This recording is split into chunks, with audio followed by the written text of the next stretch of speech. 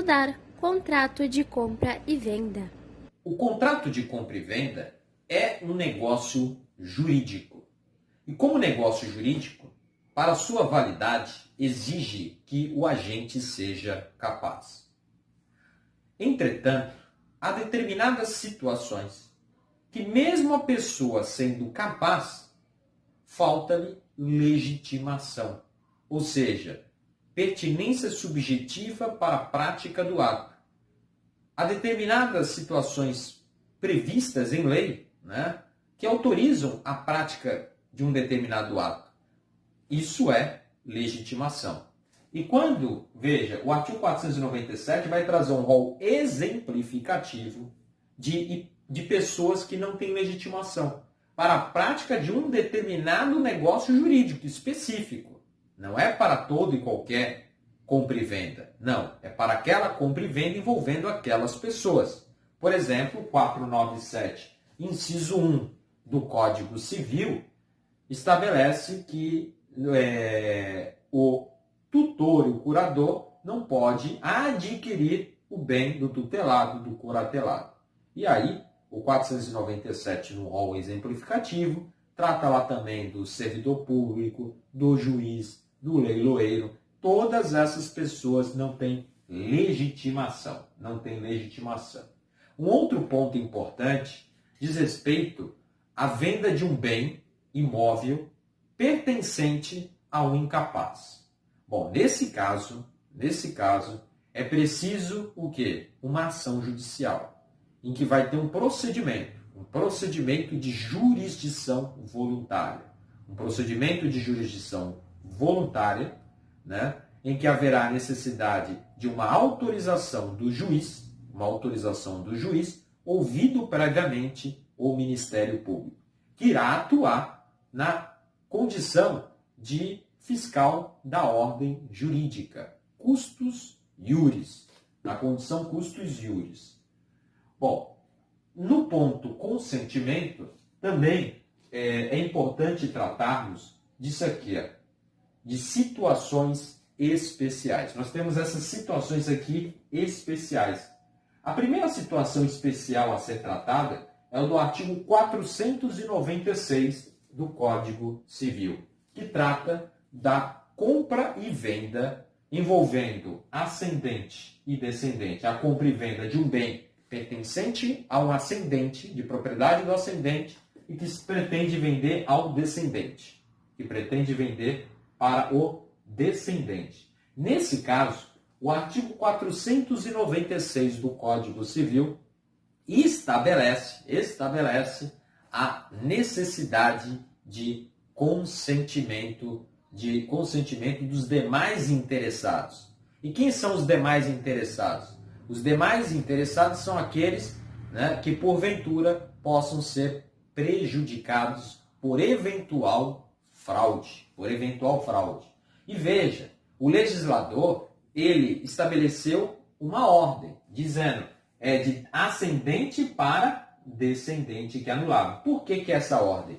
Porque o normal das coisas é o quê? Que o ascendente, por exemplo, o pai, venha a falecer antes do descendente, do filho. Então, por isso que há uma maior possibilidade de fraude sucessória. Justamente por isso que o legislador resolveu tutelar essa situação específica. Mas veja, e se por acaso a ordem fosse inversa? A venda de um bem de um descendente para um ascendente. Bom, caracterizada a fraude, nada impede que se aplique a regra geral, de fraude contra credores, que é a hipótese de anulação, do contrato, do negócio jurídico. Então, é possível aí anular o contrato de compra e venda, uma vez caracterizado fraude contra credores, é possível anular este contrato. Então, nada impede. Um outro ponto aqui também importante para tratarmos diz respeito ao seguinte: imaginemos a situação em que o ascendente vendeu, alienou o bem ao descendente e simplesmente não deu oportunidade para que os demais descendentes e cônjuge desse a autorização, fizesse o seu consentimento. Nesse caso aqui, o STJ, ou seja, o Superior Tribunal de Justiça, entende o seguinte: se a compra e venda foi feita por um valor de mercado, pelo preço justo, pelo valor real, não havendo prejuízo, não há que se anular esse contrato de compra e venda. Não existe motivo para isso. Então, essa questão aqui também é muito importante, né? E outra coisa, o artigo 496 do Código Civil, ele fala que é anulável esse negócio jurídico. E toda vez que o Código Civil fala que é anulável o negócio jurídico e não estabelece um prazo, aí nós devemos aplicar o artigo 179 do Código Civil. O artigo 179 do Código Civil, ele traz uma regra subsidiária, dizendo o seguinte: toda vez que o Código estabelecer que o negócio é anulável e não estabelecer um prazo, esse prazo será de 2 anos. E será um prazo de 2 anos a contar de que momento? Da celebração da compra e venda, da celebração do negócio jurídico. Agora, é possível que os demais interessados só venham a tomar conhecimento em um momento posterior. Nesse caso, aí, por uma questão de justiça, né, de bom senso, é lógico que nós devemos aplicar a teoria da accionata, ou seja, esse prazo só deve começar a contar a partir do momento em que eles tomaram conhecimento da existência desse negócio, da existência do negócio. Então, isso também é um ponto importante, né, a ser tratado em relação à compra e venda envolvendo um bem de ascendente para descendente. Uma outra coisa que nós temos aqui do artigo 496, né, diz respeito ao quê? Diz respeito à necessidade, né, do cônjuge também, né, consentir. Do cônjuge, né, ou seja, da esposa ou do marido, concordar com essa alienação, E aí eu pergunto o seguinte: bom, essa regra que se aplicaria também para a união estável, isso por quê? Tanto a Constituição quanto o Código Civil pretende equiparar as regras do casamento à união estável, estender as regras do casamento para a união estável. E aí nós temos uma regra de ouro. A regra de ouro é o seguinte: as regras do casamento só devem ser estendidas, né, para a união estável, quando os efeitos produzidos forem apenas entre os companheiros, desde que não afete terceiros. Toda vez em que aquela regra específica do casamento envolver um terceiro, aí nesse caso eu não aplico a união estável. Por quê? Qual é a razão disso? Bom, muitas vezes a união estável ela sequer é levada, né, a registro no cartório. É uma mera situação fática em que duas pessoas resolvem, né, estabelecer uma vida em comum, né, uma relação contínua, duradoura, com o objetivo de constituir família. E aí não tem como o terceiro saber disso, né? Diferentemente do casamento, que é dotado de visibilidade, né? Que é um ato, né, extremamente formal. Então, nesse caso aqui, né, da regra do ascendente para o descendente, essa regra aqui, ela se aplica, né, ela vai se aplicar, não se aplica, na verdade, ao companheiro. Por quê? Essa regra do casamento? Porque aqui envolve outros interessados. Então, não dá para aplicar a regra do casamento para a união estável. Em outras palavras, o que eu quero dizer é que não seria necessário o quê? O consentimento. Não seria necessário o consentimento do companheiro. Bom, um outro ponto também que nós devemos tratar, né, em relação à regra aqui do artigo 496, diz respeito ao seguinte, ao próprio casamento. Por quê? essa necessidade de consentimento do cônjuge, a necessidade de consentimento do cônjuge só vai ocorrer, né, só não vai ocorrer quando o casamento for pelo regime de separação obrigatória. Pelo regime de separação obrigatória. Por quê? No regime de separação obrigatória, e o que nós temos aqui no regime de separação obrigatória? É o seguinte, se uma pessoa pretender casar com outra, e essa outra pessoa ela já tem mais de 70 anos de idade, né, ela já não tem mais a opção de escolher o regime de casamento. E aí há uma imposição da lei. A lei vai obrigar essa pessoa a casar pelo regime de separação total. É o regime de separação obrigatória. E nesse caso, né, não há necessidade de consentimento desse cônjuge que casou pelo regime de separação obrigatória. Por quê? Porque nesse caso ele não concorre com o descendente. E não concorre com o descendente por força do artigo 1829, inciso 1 do Código Civil. Bom, o que nós temos ainda para falar, né, em relação a questão aqui envolvendo a compra e venda de bem de ascendente para descendente.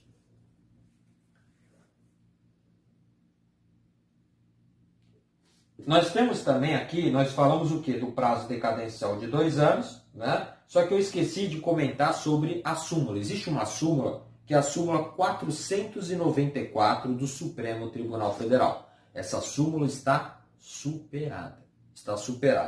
Por quê? Essa súmula previa um prazo de 20 anos para anulação do negócio. E hoje nós devemos aplicar a regra do artigo 179 do Código Civil, que estabelece o prazo de 2 anos para a sua anulação, né? Bom, agora nós vamos trabalhar com a segunda situação, que é envolvendo do artigo 499 do Código Civil. É a compra e venda entre cônjuges. Aqui é o seguinte, o marido ou a mulher, né, o marido ou a esposa, vendendo um bem próprio, né, um bem que é só seu para o outro, para o outro cônjuge. Isso porque no casamento é possível que haja, né, 3 massas de bens. Bens que são só da esposa, bens que são de ambos, e aí nesse caso há uma meação, que é a metade que cabe a cada um deles. E há bens que são só do marido. Então é perfeitamente possível que, né, por exemplo, a esposa venda um bem de propriedade somente dela para o esposo, né, para o marido, na verdade. Então é perfeitamente possível isso, né? E aí, o que nós temos na regra do artigo 499 do Código Civil? Que é possível essa compra e venda, né, se esse bem não fizer parte da comunhão. E quando que isso não vai fazer parte da comunhão? Por exemplo, no regime de separação total. No regime de separação total, nós temos 2 massas de bens. Bens que são apenas da esposa, bens que são apenas do marido. E aí, então, eles podem vender. Se for também da comunhão parcial, desde que não faça parte da meação, também é perfeitamente possível, né?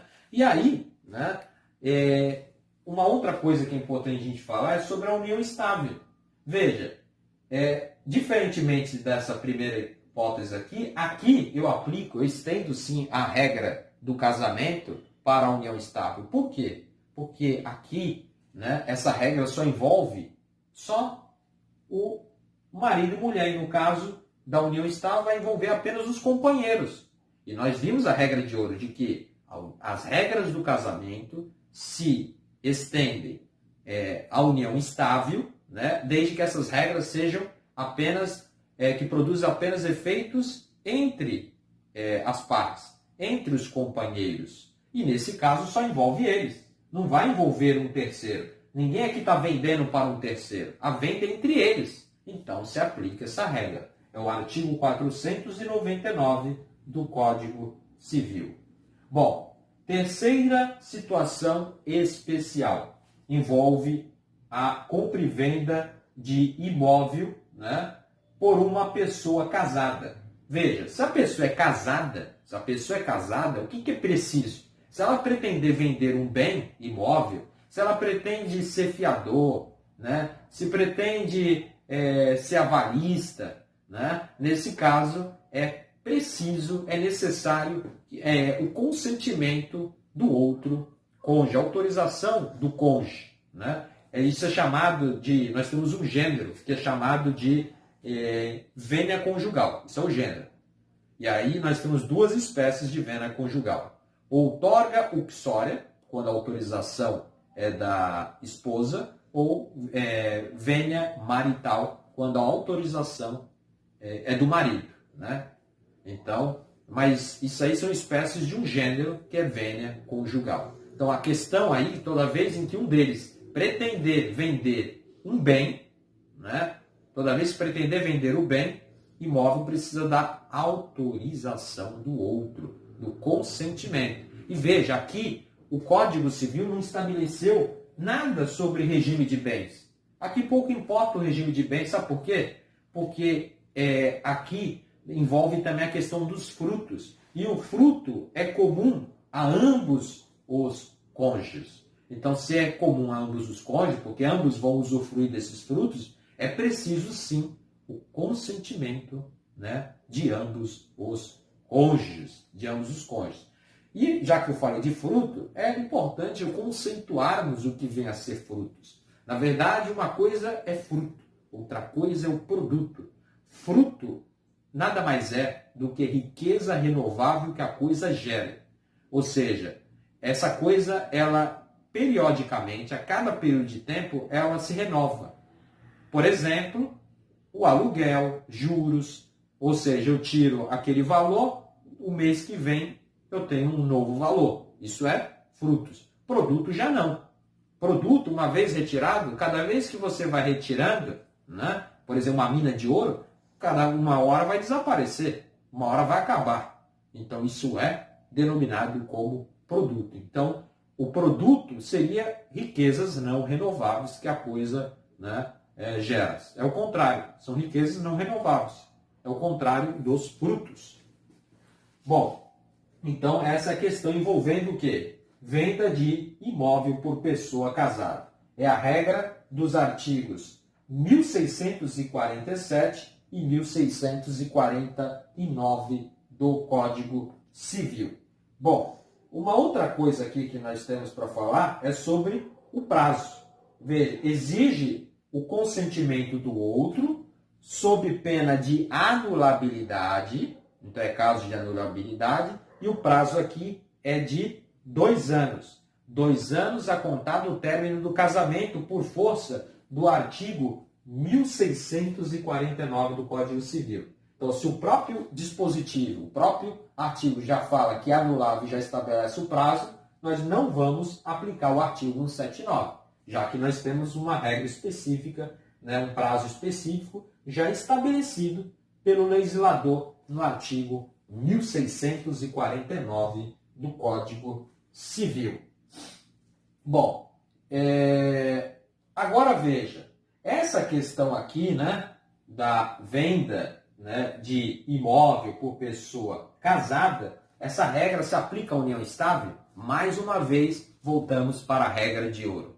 A regra de ouro diz o seguinte: nós só vamos estender as regras do casamento à união estável quando essa regra apresentar apenas efeitos entre as partes, entre os companheiros. Se envolver terceiro, eu não aplico. E nesse caso, envolve terceiro. Veja, é venda de um imóvel por pessoa casada. Então, um dos cônjuges vai vender o bem imóvel a um terceiro. Se está envolvendo um terceiro, eu não aplico essa regra à união estável. Trata-se de uma regra específica para o casamento. Quarta situação especial. A quarta situação especial envolve venda de bem condominial. Venda de bem condominial. é a regra do artigo 504 do Código Civil. E o artigo 504 do Código Civil trata da venda de um bem condominial. Aqui, veja, é um condomínio comum, em que existe uma copropriedade, mais de uma pessoa sendo proprietária do bem.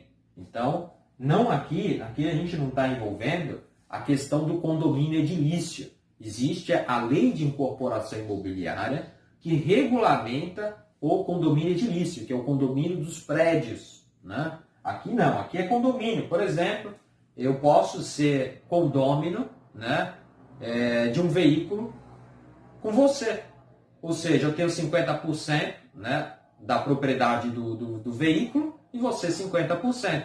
E aí formou um condomínio, uma copropriedade. Neste caso aqui de venda de bem condominial, né, é necessário o consentimento de todos os coproprietários de todos os condôminos. Aqui cabe fazer uma observação. A observação é a seguinte: uma coisa é a venda de bem condominial, outra coisa é a venda da fração ideal. Venda de fração ideal. É possível que se venda apenas a minha cota parte, a minha fração naquele bem.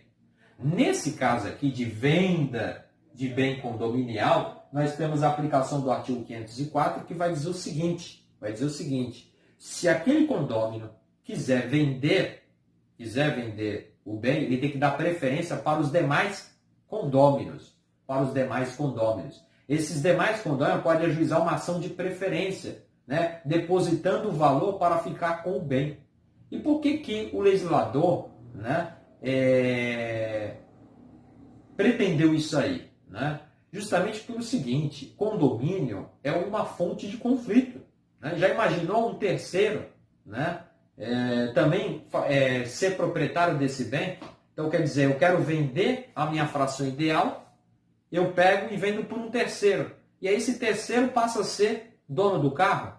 É o mesmo caso, é o exemplo que nós acabamos de dar. Eu sou condômino, né, coproprietário, juntamente com você, e eu simplesmente vendo os meus 50% para um terceiro, a minha fração ideal. Já imaginou você sendo, né, coproprietário de um veículo com um terceiro que você sequer conhece? Então, por isso que o artigo 504 do Código Civil, já sabendo de que é uma situação de potencial conflito, né, estabelece essa regra de que tem que dar prelação, preferência para os demais condôminos. Agora veja, pode ser que tenha 3, 4, 5 condôminos. E nesse caso, como é que fica? De 3, 4, 5 condôminos. Quem é que vai ter preferência aí? Bom, aí o artigo 504 tem alguns incisos que vai estabelecer um rol de preferência. O primeiro rol de preferência é o seguinte: vai ter preferência aquele que fez o maior número de benfeitorias. E o que são benfeitorias? Benfeitoria nada mais é do que melhoramento feito à coisa. São melhoramentos que eu faço na coisa. Essa benfeitoria pode ser necessária, que é aquelas indispensáveis para a conservação da coisa, podem ser úteis, são aquelas que vão gerar um melhor uso, um melhor aproveitamento da coisa, ou pode ser, né, voluptuário, de mero deleite, de mero enfeite, vai apenas embelezar. Né? Então, nesse caso, aquele que fez maior o número de benfeitorias terá preferência sobre os demais condôminos na aquisição da fração ideal. Agora, e se ninguém fez benfeitorias ou fez em mesma quantidade? Aí terá preferência o condômino de maior quinhão. Aí, se todos têm quinhões iguais, por exemplo, naquele caso do veículo que eu tenho 50% e você 50%. Bom, nesse caso, aí nós temos uma terceira regra, que é aquele que dá o maior lance. É aquele que der o maior lance, é que terá preferência na aquisição dessa fração ideal, dessa cota parte. Bom, então aí nós estabelecemos algumas situações. Bom, vamos trabalhar ainda com algumas peculiaridades, né, que a gente não comentou, por exemplo, em relação à coisa. aqui eu quero comentar o seguinte. A compra e venda envolve necessariamente esses três elementos: coisa, preço e consentimento. Imaginemos a situação em que a pessoa, né, entregue parte em dinheiro e parte em bem. Por exemplo, eu quero comprar o seu apartamento que custa R$1 milhão. E aí eu chego para você e falo, ó, eu tenho um apartamento que está no valor de mercado de R$600 mil e eu vou te dar mais R$400 mil. E aí eu te pergunto, isso caracteriza contrato de compra e venda ou caracteriza um contrato de permuta, de troca, de escambo? Bom, nesse caso aqui, como o valor do bem é maior do que o preço a ser pago, vai caracterizar troca, vai caracterizar permuta. Agora, se eu der mais dinheiro do que o valor do bem, aí o que caracteriza é o contrato de compra e venda. Aí nós devemos celebrar compra e venda. Então, o que vai estabelecer a natureza, né, o tipo de contrato, é, aqui entre compra e venda e permuta, troca, é o quanto de dinheiro eu vou dar. Se eu der mais dinheiro do que bem, caracteriza compra e venda. Se eu der mais bem do que, quando eu falo bem, é bem material, diferente de dinheiro, né? Coisa, se eu der uma coisa de um valor maior e um menos dinheiro, nesse caso, aí caracteriza a troca. Bom, isso aqui também era importante ser falado sobre compra e venda. Além disso, é importante a gente trabalhar com essa questão aqui, ó, venda por amostra, por modelo e por protótipo. É a regra do artigo 484 do Código Civil. O que é importante aqui? Primeiro, a gente definir o que é cada um desses institutos jurídicos. O que é o protótipo? O protótipo nada mais é do que o primeiro exemplar da coisa. Isso é o protótipo. O que vem a ser o modelo? O modelo é a imagem. Por exemplo, eu vou te vender uma roupa, né? E aí eu te mostro um modelo por meio de uma imagem. E aí você vê o modelo da calça. Então aí é o modelo. E o que é a amostra? A amostra nada mais é do que um retalho, é um pedaço da coisa. Por exemplo, um pedaço do tecido. Isso é a amostra. E veja, a amostra, o modelo, o protótipo deve guardar as mesmas características, as mesmas qualidades da coisa vendida. E se houver contradição, o que prevalece?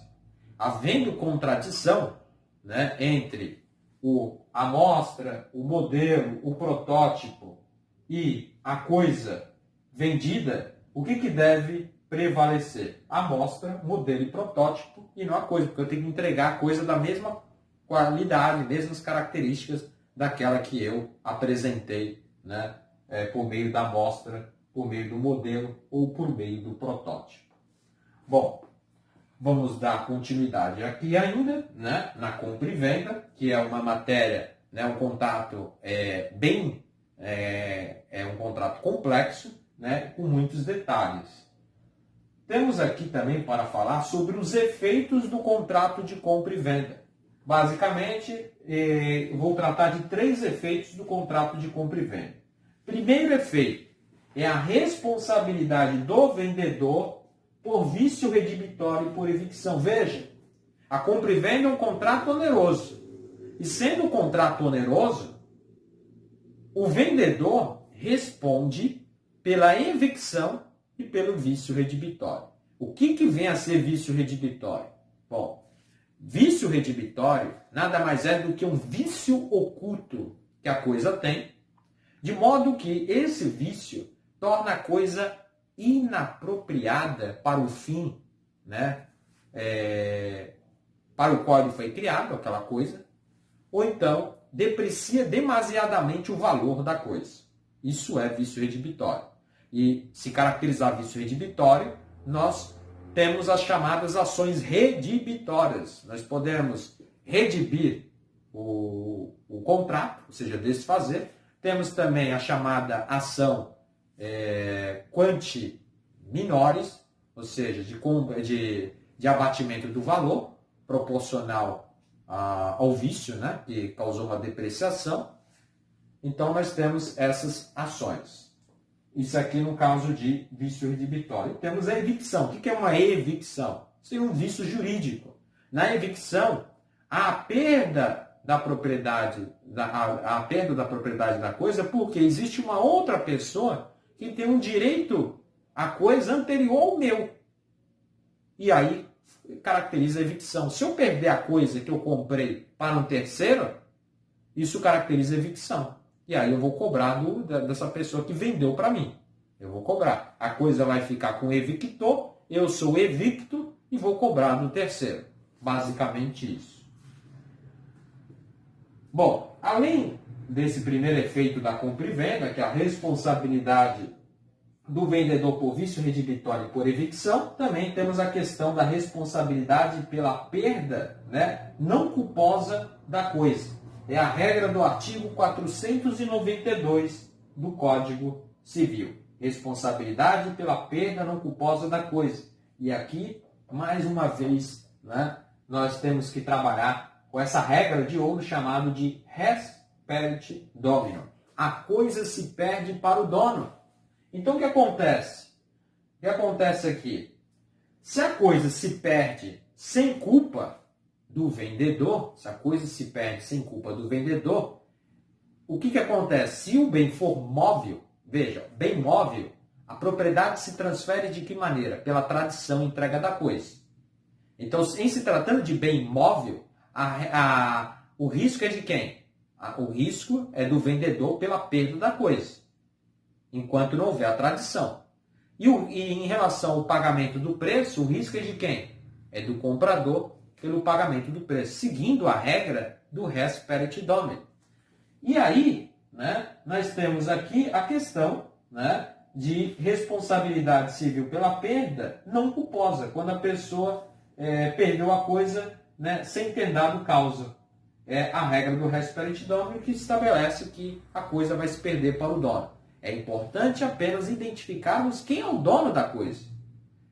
Se identificarmos o dono da coisa, fica muito fácil. A coisa se perde para ele.